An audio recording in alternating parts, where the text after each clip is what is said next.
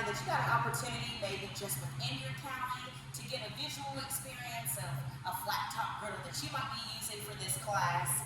Now let's look and shift gears about what to avoid. We know there's things you might want to look for when you're shopping, but there's also considerations when you think about a flat top griddle that you just don't want. So for some individuals, like I had talked about, maybe there's a purpose that you are truly trying to utilize a flat top griddle to have where it is going to be for large gatherings. So for you, a small cooking surface is not ideal. So you want to take advantage of looking for cooking surfaces that may not involve where flat top griddles offer different types of styles. So for you, it may be that an electric is not best suited, or a stovetop griddle that you're using inside. For my indications today, I am going to be using it in my class, this electric style flat top griddle that is portable. We talk about agents, you know we all go everywhere. So we need something that is a little bit smaller in surface, still gives that element of the flat top griddle, but also we can cook a fair amount for sampling for individuals that come to our programming, or we go out and do the programming. But again, for outdoor uses, tailgating needs, you may want to consider a larger cooking surface. We have grills with no cooktop walls. Cooktops that have no walls around their perimeters, they make it a lot trickier to pick up or flipping food when you're using your utensil device. You have too often, when you scoot a spatula, having those grills with no cooktop walls where maybe you have an egg that you're frying or a pancake. It ends up just chasing all over the edge and not really sliding easily to your plate. Let's talk about, in general, maybe it's just a poorly made model of a flat top griddle. We know when you go shopping, even online shopping, there just may be these ratings that give it a poor model rating.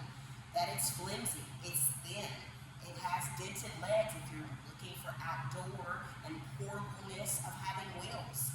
And other parts just are not properly made. You want to be cognizant about that. You want to look at those concerns that are expressed. Read those reviews. Check in with the staff at those outdoor grilling, outdoor equipment stores. And then badly designed grease collection systems. This makes it a whole lot more difficult to clean. And a really big promising thing for these flat top griddles is the ease of cleaning. So we know that being it more difficult to clean is not ideal. One model may feature a large well that's encircled the entire cooking surface and a grease cup attached to the back of the grill's frame. The grease cup may feel flimsy. Also, if it wasn't positioned correctly, a small gap forms between the cooktop and the grease cup, which can mean some grease ends up on the ground. And you know that's hard to clean up around any kind of surface, whether it's at your house, whether it's at a family gathering, or any event that you may go to. The large well around the outside of the grill can catch bits of food, but it may not add much except for a large extra part for you to clean, which we know for time's sake, we want this for the ease of cleaning and less time for cleanup. Next we have, let's shift gears. We went to the store, we picked out our item, and now we're ready to cook. Some things you want to make sure you consider. You have some, again, like we talked about, utensils that are properly able to use to do the flipping, the tongs to pick up things that you need, that food thermometer, which you want to, again, we reference here at the Extension office all the time about checking those temperatures. We don't want any foodborne illness. We don't want any of your friends that are gathering with you to get sick. So we want to cook all poultry products to an internal temperature of 165 degrees Fahrenheit. Cooking all the hamburgers and sausages to 160 degrees Fahrenheit. Some of these elements in these flat top griddles, an extra feature you might want to ask about is an internal food thermometer or an attachment add-on that you can purchase as an addition, or that is already provided with the flat top griddle. When you serve and you're getting that serving table ready, Still want to go back and wash your hands or use hand sanitizer if you're on the go. Setting up the food item with its own serving utensils, keeping the serving size inside in the food and the handle out of the food. The last thing you want to do is for fish that you've had on a utensil, spreading over into any types of germs that you have, any type of thing that you're using for the dish. You want to keep prepared food safety by monitoring it by its temperature, minimizing the amount of time that the food is in a danger range that we consider of 40 degrees Fahrenheit to 140 degrees Fahrenheit, which is harmful germs that can multiply to unsafe levels. For the hot foods, we want 140 degrees Fahrenheit or above. Use chafing dishes or canned fuel again. Cold foods, your agents will go into kind of these parameters in more details, and then we have a couple of other considerations that they can address with you as well. But I just want to touch into just more efforts that we can do to prevent cross-contamination when we're cooking any raw meats on any surfaces, any type of grilling equipment that we utilize. Be sure, again, to wash those hands, you all, with soap and water after handling any raw meat and before touching any cooking or cooked food or ready-to-eat foods.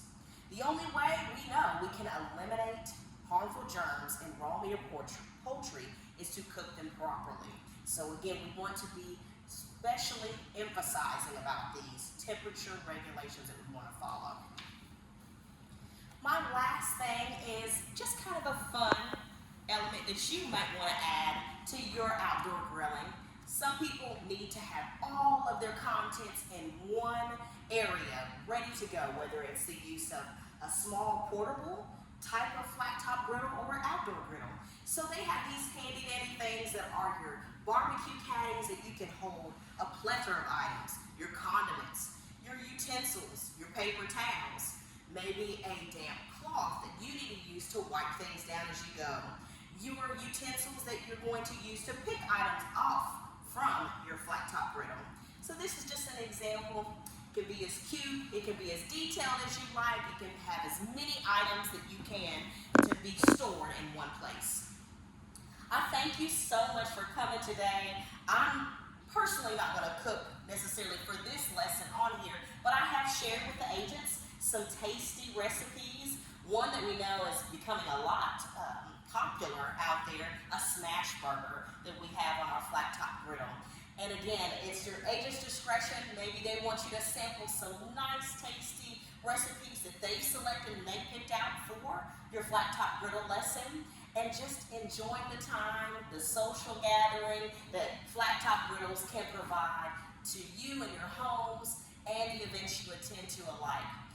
Lastly, your agents are I'm going to give them a couple of frequently asked questions that will take time now to finish up and conclude at your office and your county to review those questions and answer them to the best of our ability. Thank you so much again for joining me today, and happy grilling.